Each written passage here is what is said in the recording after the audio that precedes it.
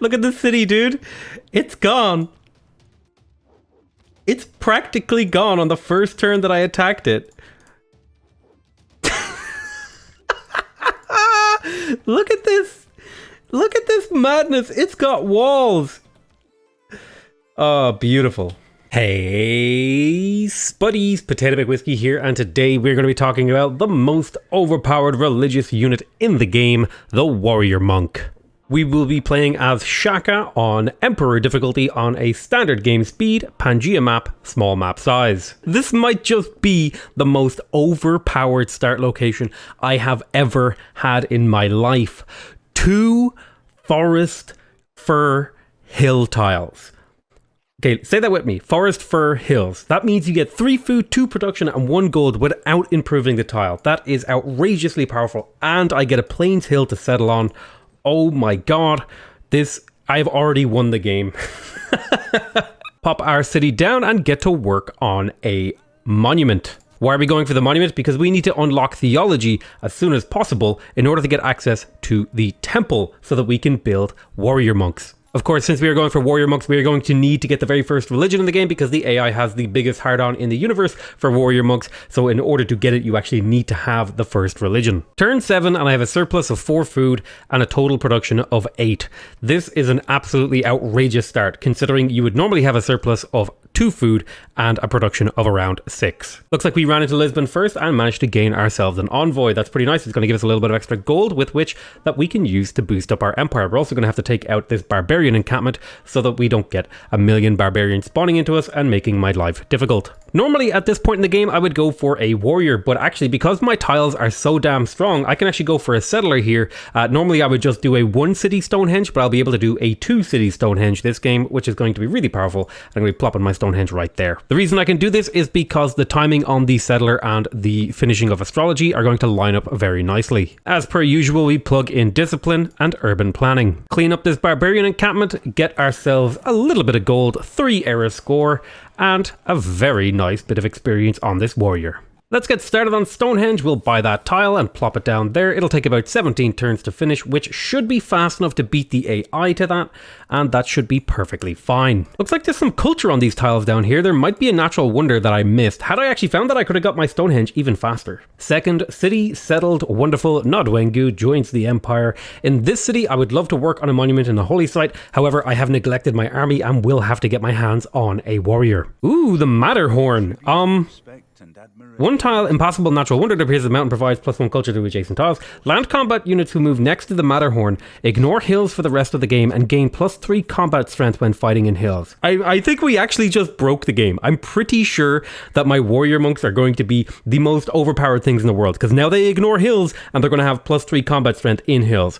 This is the most outrageously overpowered start I have ever had in a game, and let me tell you, I have tried this warrior monk thing like a dozen times, and it has never worked for me on deity. That's why I had to bring the difficulty down to emperor. Don't tell anybody about that, by the way. Only you know, you singular viewer that I'm talking to right now, you delightful, delicious little devil you. Since Stonehenge is on the way, I'm going to go ahead and retool my government and plug in God King because we need faith generation if we are going to be able to get a Pantheon, which will allow us to actually form the religion. And we really, really need to get that first religion. And I'm a little bit worried that just relying on the faith from Stonehenge won't be good enough. I wonder what secrets this tribal village holds for us. Ah, delightful. A spare envoy. I don't need to use it right now, but I will probably make use of it in a little bit. Ran into Zanzibar, which is pretty damn good because I have that spare envoy from earlier, which means we get a nice +4 gold per turn. Oh, well that's really lucky. I think I'm going to get this kill. Henge Stone! We have finished Stonehenge, which means we get the very first great profit in the game. We just need to accumulate enough faith to actually get the religion. And we're going to go ahead and finish that warrior in here because we need to defend ourselves from these barbarians. I will of course take this free kill on a barbarian encampment and grab myself 40 gold and another envoy with Zanzibar actually. I could have saved that envoy had I noticed that that was their mission. And yeah, we'll just keep exploring. Time for a Pantheon, and we're going to go ahead and pick up religious settlements because we don't really have good options for faith generation in this game. Earth Goddess doesn't particularly work well when you have a whole bunch of jungle around, and there's not really any other good faith generation Pantheons available to me. Besides, this Pantheon is practically overpowered and completely broken and breaks the game, and I'm going to take it anyway. We have this delightful great prophet. Let's go ahead and found ourselves a religion. In typical YouTube parlance, we will of course be naming ourselves first because we got the first religion, and of course the only thing that matters is whether or not you were first to comment on a video. I don't really see a way you can make a video about warrior monks being overpowered unless you pick the warrior monk ability for your religion. Let's go ahead and grab scripture so that our religion can spread a little bit more aggressively, passively. Passive-aggressively spreading our religion since turn 40. A delightful 3 era score. Actually, we may be able to get a golden age here, depending on how things work out. I think we might have the time for it. Another tribal village, and we grab ourselves yet another envoy. I could actually take the suzerainty of Zanzibar, which would give me a whole bunch of amenities, which I think is pretty reasonable to do at this point, because it'll also give me era score, which is going to get me really, really close to a golden age. And if I can take out this barbarian camp, I'll actually get a golden age, so this is pretty damn exciting. Settling near the Matterhorn and near a volcano gave me enough era score to secure the golden age. Wonderful. Nothing wrong with getting a little bit of extra era score though, another +3 and 40 gold from clearing out this barb camp. Classical era golden age is exactly what the doctor ordered. The most important thing we get our hands on right now is faith, and surprisingly, Exodus of the Evangelist, with its +4 great profit points per turn, is actually worth about 4 faith per turn once I refresh my yields. There, the tooltip just updated, +6 from excess great person points. One of the other really important yields this game is actually going to be culture. We need as much culture as we can get so that we can get up to mercenaries, which will allow us to merge our warrior monks together, and then finally nationalism, which will allow us to merge them together again. Thank you very much for the barbarian encampment steal. I appreciate it. Yes, I found a religious city-state that's going to make it so that I can generate so much more faith and get so many more warrior monks that I'm going to be basically unstoppable. Don't mind if I do take a +3 holy site over here in Quadzuka. Quadakuza? I have no idea how to pronounce city names. That is so tantalizing. I can see the scientific city-state's borders, but I can't get to them because this is absolutely ginormous mountain range in the way. Classical Republic is the only government that we can plug in right now, in my opinion. We want to get a lot of production towards some things so we can start producing stuff and then feeding that production into making as many warrior monks as possible. Unlocking temples means I want to immediately start producing them because this is the only thing stopping me from making warrior monks right now. Since we're going to be using the warrior monk, the only thing I can justify is Warlord's Throne, because that's going to give us so much production when we start murdering people. Finally get to plant down my +4 holy site. What a delight to see. With the completion of a temple, that means we can finally get our hands on some warrior monks. We're going to go ahead and switch our government policy over to oligarchy because warrior monks do benefit from the +4 combat strength as well as the experience. We will be plugging in conscription, scripture, charismatic leaders, and urban planning for gold, faith, influence towards city-states, and production. Unfortunate reality is we can't only rely on warrior monks because they just really aren't good enough to rely only on them. But what we can do is use archers in support, and that should be enough to take out some of Egypt's army. And Egypt will in fact be my first target. I was thinking about going for Dido first, but she's kind of far away and I can't really see what she's doing. I have a better idea of what's going on with Egypt. Egypt does have a bigger army, but I'm less scared of Egypt's army because I can actually see Egypt's cities and their combat strength, so I'll have a much easier time actually taking them out. A delightful +3 era score because Quadakuza built a holy site with a higher than 3 adjacency bonus. Patron Saint is what activates my almonds. We are going to go ahead and plug in Patron Saint because when we build warrior monks in the city now, they're going to get 2 promotions when they get their first promotion, which makes them really damn powerful and have a lot of momentum and tempo. Let's plug into Ulundi here and start recruiting warrior monks to start taking on Egypt. Time for a surprise war. Surprise!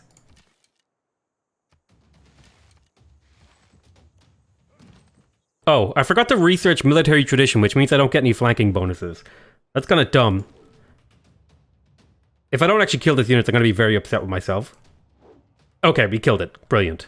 The first city falls to the warrior monks. Thank you very much for the free city. I will be plugging a governor into this in a moment. Crossbowmen are a little bit of a problem, but they shouldn't be too bad since we do have plenty of heals on our warrior monks. God, these guys are so powerful. Everything is just dying to them. The Zulu appreciate your contribution to their empire. Thank you so much for the city. This almost feels like cheating, to be honest. It's like these things just die instantly whenever my warrior monks look at them. Took a moment here to sit back and think about what's going on because yes, we are making really good progress, but there's a little bit of an AI army running around outside of Ulundi. I've also got to think about how I spread my religion because I'm suffering from a little bit of a loyalty problem in some of these cities. Well, not these ones right here, but these cities don't follow my religion.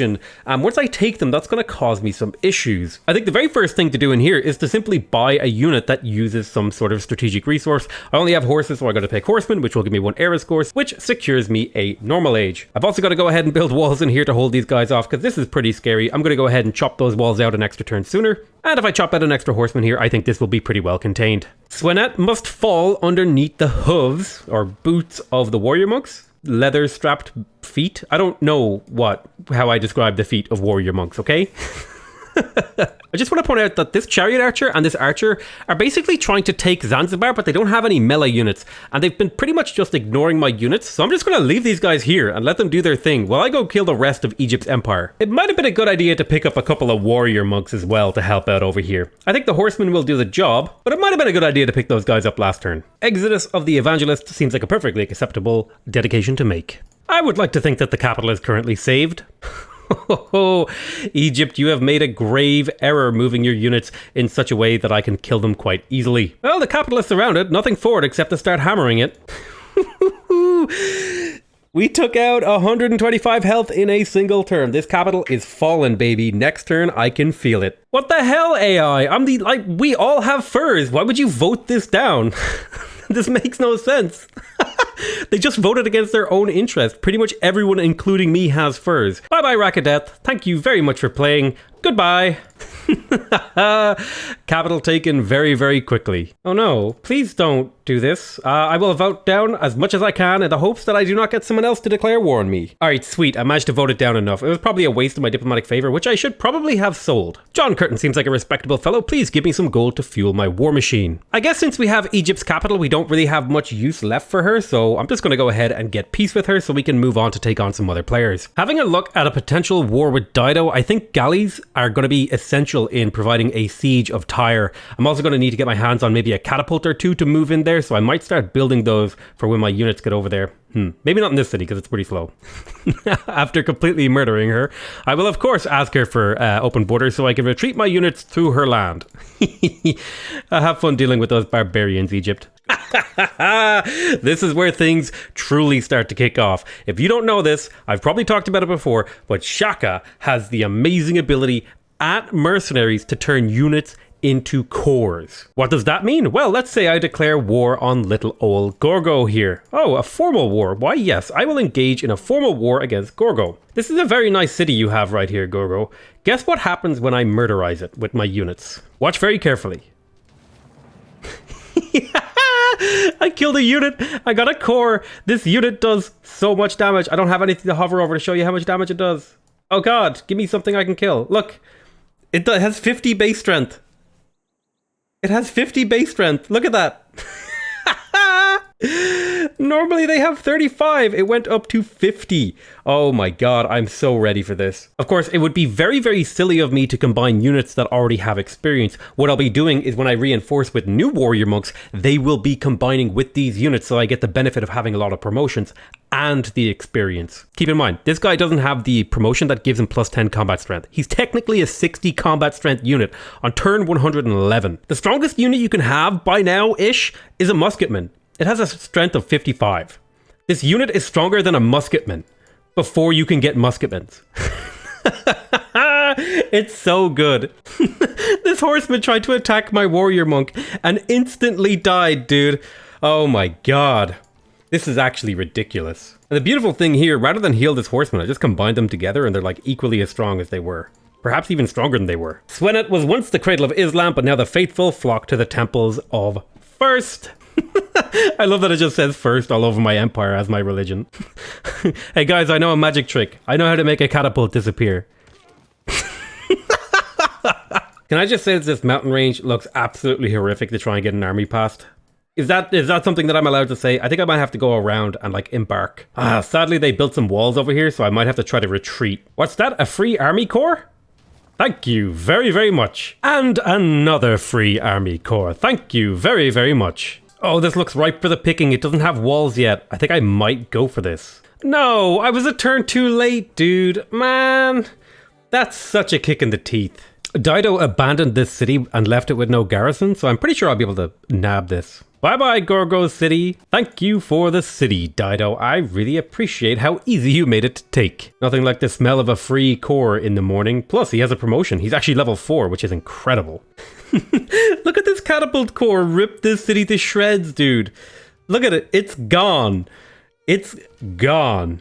There is no city here anymore. It is gone.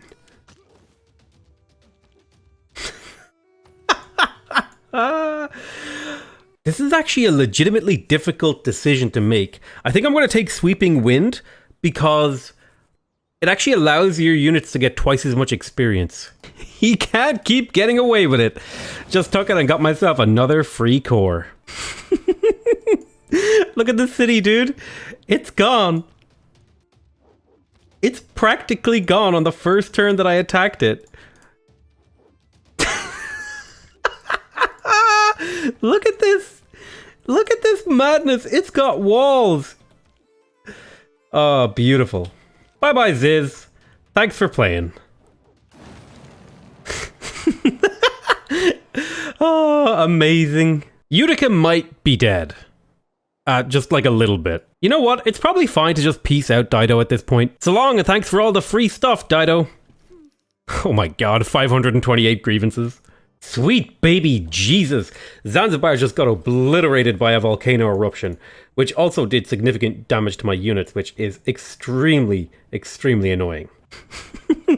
I've taken my first Greek city, and I found Mount Everest. Dude, I got so distracted, I actually completely forgot to move my units through the Matterhorn. I am the biggest idiot in the world. Also, hold on. You can purchase warrior monks at an army level if you have an Akanda? What? How did I not realize this until now? Oh my god. This strategy is like so much more overpowered than I even thought. This is game changing. Why didn't I do this earlier?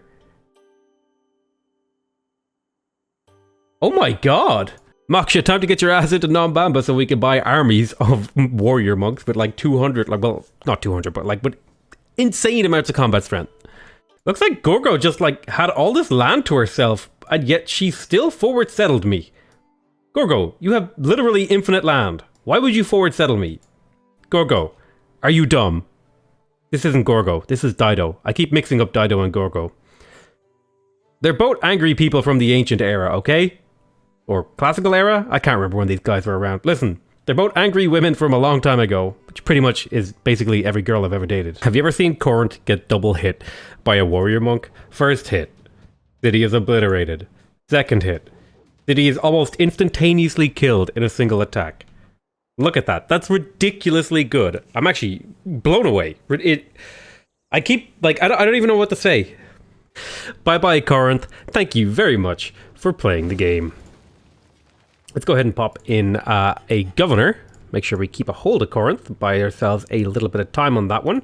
Sparta is going to be a little bit trickier to get a hold of, but it should still be doable. Ooh, I got myself a great merchant who will give me an extra governor title. Actually, I could use that one if I were to plug it into Victor here and get the +4 loyalty per turn towards my civilization from nearby cities. That'll actually help me out a lot over here. The city is about to flip independent, which I will have to deal with. So we'll kind of see. I might be able to use this unit to recapture it and essentially get a free core upgrade. Is that an exploit? Oh, maybe it is. Maybe I found a way to break the game. We'll see. Oh no. I can't believe I didn't realize I could have been purchasing warrior monks already at a level of a core for 300 faith each. That is so ridiculously good.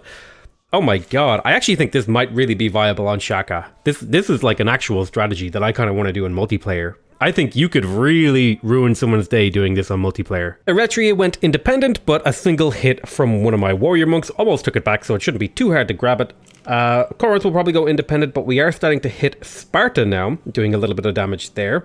So hopefully, over the next few turns, we'll be able to make some difference there. 12 turns on the Mahabodhi Temple. I mean, why not build it? It'll give you 2 free apostles, which is worth about 800 faith, which is a pretty decent deal for 12 turns of investment, and it'll allow me to extend the value of my religion as well. I'm quite surprised that I've only built my first commercial hub with a +4 or higher adjacency right now. I could have sworn I'd already done that, but I guess I get 3 era score out of it, which is pretty damn nice. The city went free? Not a problem. I'll just take it back. Oh.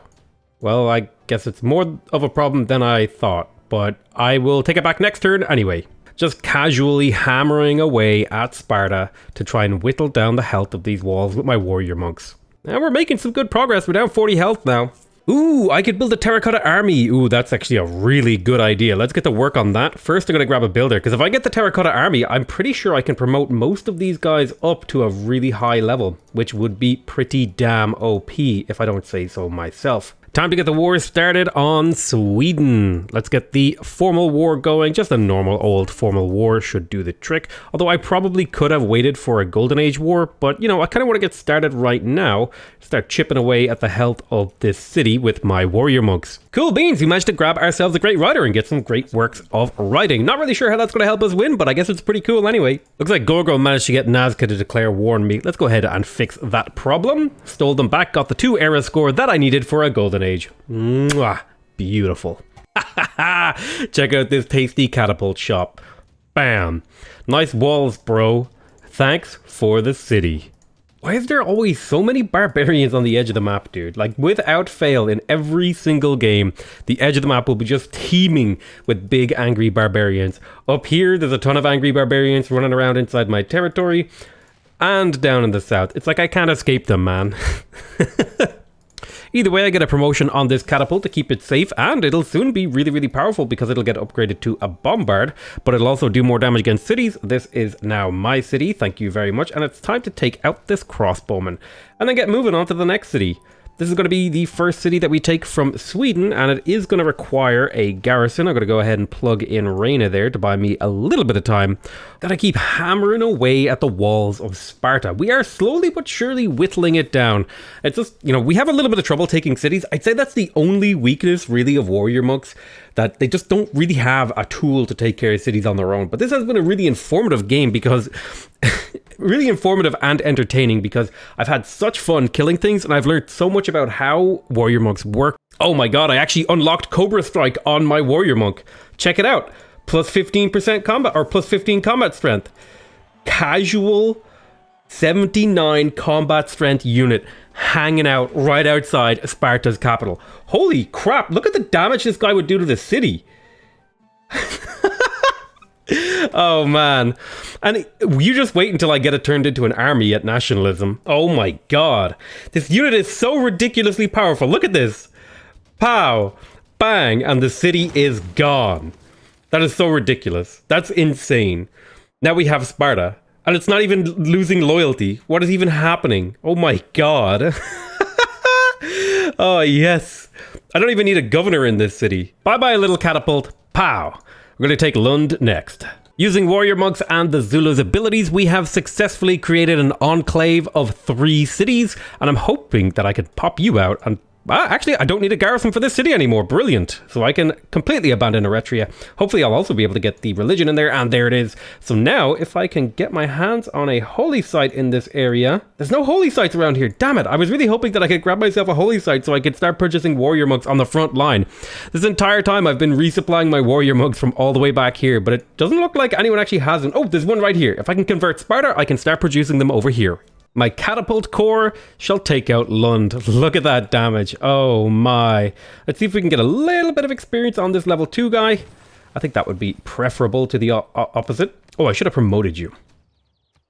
Another city taken for my empire. I think it is time to pop in a new governor. Oh my god, I actually got the Mahabodhi Temple. That's amazing. I'm going to be able to evangelize my religion for free. You evangelize and you evangelize. Definitely the biggest thing that I've struggled with in this game is gold, so I'm going to go ahead and pick up Tithe, even though I normally think it's quite weak, but I think in this circumstances, it's pretty damn good. And Stupas should work perfectly fine for my final belief, which is my building belief. And we get +3 era score. Excellent for getting every single tenet of my religion. It's kind of a bit of a waste considering we were going up to the next era in 3 turns, but that's totally fine because we have these beautiful, beautiful warrior monks.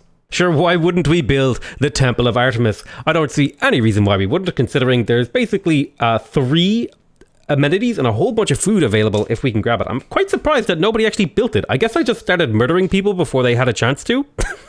Theocracy works quite well for my government type because it has a decent spread of both military and economic policy cards, as well as making it cheaper to purchase things with faith. I believe it also has the minor effect of giving you some faith per citizen with governors, and yes, there it is. This looks like a suitable government, +2 loyalty per turn for cities with a garrisoned unit maintenance reduced by 1 gold, 100% holy side adjacency bonuses, +2 build charges for new builders, governors provide loyalty, and of course keeping the oligarchic legacy, +4 combat strength on my warrior monks. Beautiful, wonderful. Look at these guys. They are so ridiculously overpowered. And we're basically just kind of like running all over people right now. And it has become a literal snowball. We are just like running away. Well, maybe literal was the incorrect word to use there. I had meant metaphorical snowball, but of course I said literal because it was literally true. God. Sometimes we say the wrong words, okay? No bully. No bullying me in the comments. Look at this 77 combat strength unit crash into a city and completely strip the walls down. This unit is doing, like, this unit has the modifier that makes it not do extra damage to walls. Like, if I hit this with another unit, it does, like, nothing. But if I hit it with this absolute beast, it's, like, incredible. Compare this to a regular, non-upgraded, like a 49 damage unit. Like, look how little it damages the walls. And the walls are already damaged, so it's actually doing more than it usually would. Like, this is such a crazy run, dude. Nabbed ourselves a wonderful little golden age. I went for the Hunt-Sick Dracones, mostly for the +2 loyalty per turn for cities not on your original continent, just so I can be a lot more aggressive and not have to worry about garrisoning these cities with warrior monks. You can see here, now the loyalty is perfectly fine. I can start running around and murdering everyone. This is like, every time I come over here and start hitting this city, like, my brain just melts a little bit. Like, look at that. I think this guy, like, soloed the city in 3 turns without any support units or anything at all. Like, that's ridiculous. Like, genuinely, absolutely wild and outrageous. Amazing. We've converted Sparta, and you know what that means? It means we can start purchasing warrior monks over here instead of having to get them over in our capital area. So now we can start reinforcing directly from the front line, and things are going to get absolutely outrageous because we'll start steamrolling in no time. In fact, I'm pretty sure at this point I only have like 2 more capitals to capture. Yeah, I just need Sweden and Australia's, and they're pretty weak. Like, I'm pretty sure I'll be able to take these guys on. He's only got 400 military strength. She's only got 280. And it's not like they have a huge amount more science than me, because I'm currently leading in both science and culture. So I guess we're like actually pretty close to winning this, which is quite surprising. I don't know, I was just really only getting into like really enjoying the flow of this game, you know, where I was, you know, kill someone, buy some more warrior monks, upgrade them, then murder them, and then it was just a lot of fun. I've really, really enjoyed this game so far. This poor little crossbowman doesn't stand a chance, dude. Oh, I found the Sahara El Beta. Cool. In fact, I've got so much loyalty pressure now from having a golden age that Akhenaten is completely falling to my loyalty pressure. The only city that can withstand it is Iwin over here. I'm not even sure if it's withstanding it very well. Yeah, if I ran like a couple of extra cities around here and maybe put a little bit of pressure on it, this city would definitely fall. 1 unit dead, another unit dead. I could potentially kill more if it had more attacks. Another unit gonna die. Oh my god, how do you like even stop this? How do you even begin to stop this? If someone gets out of control like this, I don't think there's actually anything you can do. You just have to like accept that they are the most powerful person on the map and there's nothing you can do about it. Temple of Artemis get +1 amenity from each plantation camp and I forget what the pasture. So that is, I think, 1, 2, 3. 3 amenities here, which is going to keep this city nice and happy. I think also, doesn't this give you some food or something? Am I crazy? I feel like the Temple of Artemis gives you food. Yeah, +4 food and +3 housing. So Ulundi is going to grow really damn big, pretty damn quick. maybe I could pick up another wonder. I cannot believe I completely forgot about the Kotoku Inn. Like 4 warrior mugs for free. That's like 2 warrior cores. I should have definitely picked that up a long time ago. I completely forgot that it was in the game. I'm just gonna be like straight up. I like somewhere in the back of my consciousness, I knew that this wonder existed, but I had just kind of been like, you know what? I've never actually built that thing, so I'm not gonna bother. And then I was like, looking at the list of wonders, and I was like, oh, yeah, that's a thing that I can do. What's up with the AI and just handing me free settlers these days? I feel like this happens more often than it used to. Like I'll be playing a game and, you know, I'll randomly move a unit and then I get a free settler at some weird point in the game. Usually like when I'm least expecting it and not looking for it. Like right here, I don't think I really need or want a settler, but I guess I have one now. Terracotta Army Get. This is huge. Although I really do hope that this applies to my warrior monks. I'll be pretty damn upset if it doesn't. Looks like it does apply to my warrior monks, which is a huge relief because a lot of the mechanics that are supposed to affect all units really don't affect warrior monks, which has kind of made this game really, really difficult. For example, great generals just don't really do anything for warrior monks. They don't get any benefits from them, and a lot of the things that would affect melee units like wall, battering rams and siege towers don't affect warrior monks like they should, in my opinion. And even my level 4 guy got an extra promotion. I think I'm going to go ahead and take disciples because now maybe he'll be like a machine gun preacher. Well, that was actually kind of a... I know that's a movie, but I didn't mean to make that. I meant like he would like run around murdering people and then like spreading religion at the same time. I know that was like some film, but that I wasn't trying to make a film reference. I inadvertently made a film reference, okay? Jesus Christ. I wonder how much of a spread they do when they kill a unit. That's pretty damn respectable, actually. 250 pressure every time it kills a unit? That's kind of insane, actually, now that I'm thinking about it. That's a lot of damn pressure. Sweden, you silly sod. I'm building the Kotoku Inn. You can't build it as well. Well, if they're trying to build a Kotoku Inn, I suppose there's nothing for it but a bit of murder. Let's go ahead and see if we can take this city out. There we go. We took it out in 3 attacks. Isn't that absolutely ridiculous? Good God. And no more Kotoku Inn for Sweden. Vasteras? More like Gonsteras. Look at it, dude. It's gone. The city is gone instantly. I started attacking it this turn. Oh my God. Ooh, I get to liberate Yerevan. Sweet. Liberate. Hey, hello Yerevan. Welcome back to the real world. I'm glad that you have been resurrected by the one and only true Zulu Empire. Oh my God. That 100 diplomatic power from liberating Yerevan lined up perfectly for me to be able to get the world religion for the first religion. And that plus 10 combat strength applies to warrior monks. I have a 91 combat strength unit running around in the Renaissance era. Holy Jesus Christ. Look how much damage he does. The city is like, just to put this in perspective, okay? I know 30 fortification health doesn't look like a lot, right? But look how much damage he's gonna, like, this is a significant 30 damage. Units are only supposed to do like 5-ish, maybe 10-ish at this point in the game. He did like, he's basically a walking catapult just from his raw power. Like, that's insanity. I mean, I don't really see a reason why I shouldn't build the Colosseum here. It's probably not going to finish because we'll probably end the game before we build it. But, you know, we can always hope that we finish it. I'll take some bets on the comments who thinks it'll finish. All right, just look at the city, right? It's practically full health. It has almost full fortifications. 1 hit. All right, watch the health bar. 2 hits. 3 hits. And it's gone. Thank you very much, Sweden. I appreciate that. I think that might actually be all of the Swedish cities. So we just need to take out Australia, who I can only assume is in the fog of war at this point. So I might just like throw my army at him. I still haven't found out where he is, but his units did come from the northeast and they're all down here. So I can only make the assumption that he's up this way. Now's as good a time as any to get peace with Sweden and get her to cede all of her cities to me. Bye bye little catapult. Man, this is a really nice city, Sparta. Thank you so much for your city, Greece. I said Sparta, which is the capital of... You know what I meant. I meant to say Greece, but I said Sparta, all right? All that matters is you understood my point. We have Mycenae now. I still haven't found Australia. Oh, whoa! There's that tiny little bit of Australia's border. We finally found him. We just have to go and kill his capital and we win the game. Awesome. Wait a minute. Where did this city come from? When did this appear? What? What? There was no city here, like a few turns ago. I'm so confused. Like, what? Where did... There wasn't... What? Why? Why? Okay, first of all, how? Second of all, why?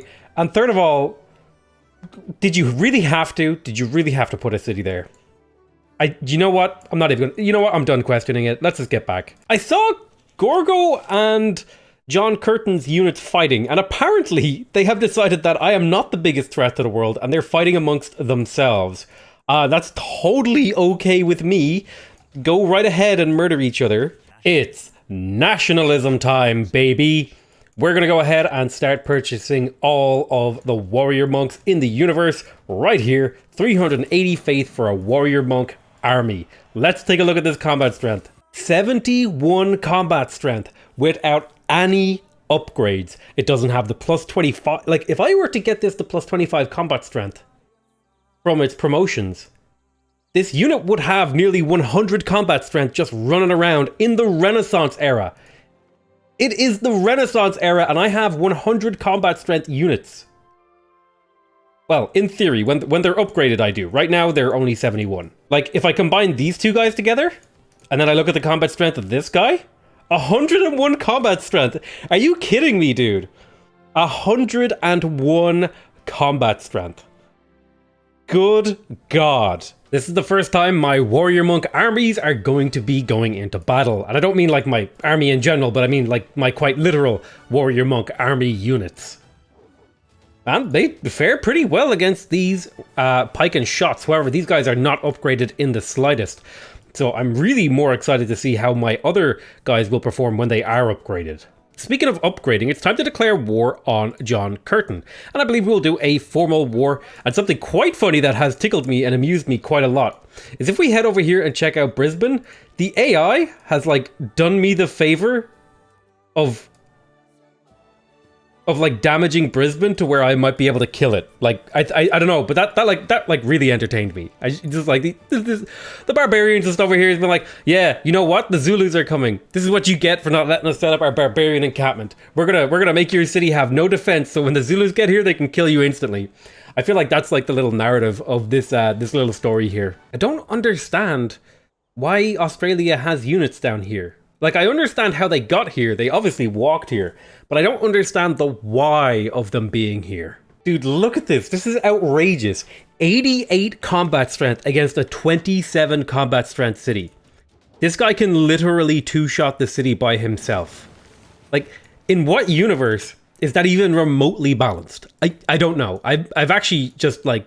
I've run it. I don't even know what to say anymore. Like, I know I've probably said that a few times, but that is just really emphasizing how little I know what I should say next, because honestly, going into this, I thought this was going to be a total wash, and it kind of was for a while. It was kind of okay, but now it's like at a level where it's just outrageously good. Brisbane, thank you for joining the Empire. Somehow I managed to get 2 units to occupy the same tile. I'm really not sure how I did that. I can only assume that some kind of wizardry was involved. But I'm going to assume that that's not an intended mechanic. This guy hit the capital once. Look at it. Look at it. He hit this capital once. This is the only city I need to kill and I win. So I'll just hit Shift Enter and get on with it. Look at this. This is a 91 combat strength unit murdering Australia's capital in 2 turns. I'm speechless. Changed throughout the ages. History is written from the hand of the victor.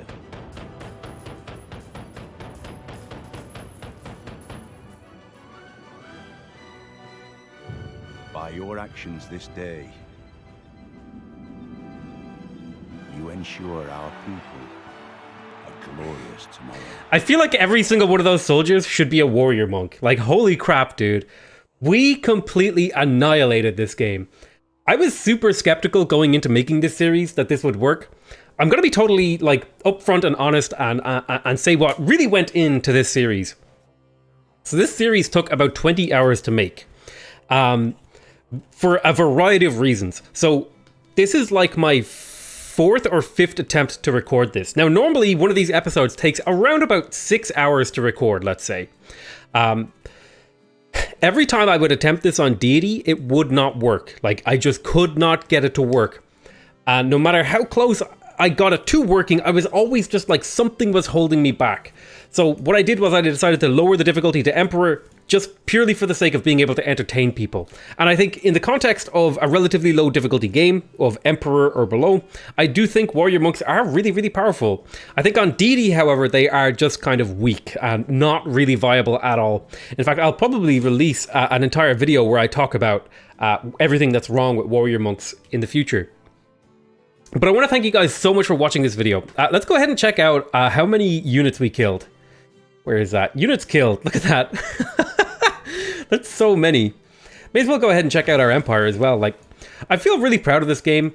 This was like a really, really difficult game because I kept running into crashes and issues, and it took me, I want to say, about 3 days to record this. I can't remember exactly how long, but this was recorded over the course of 3 days.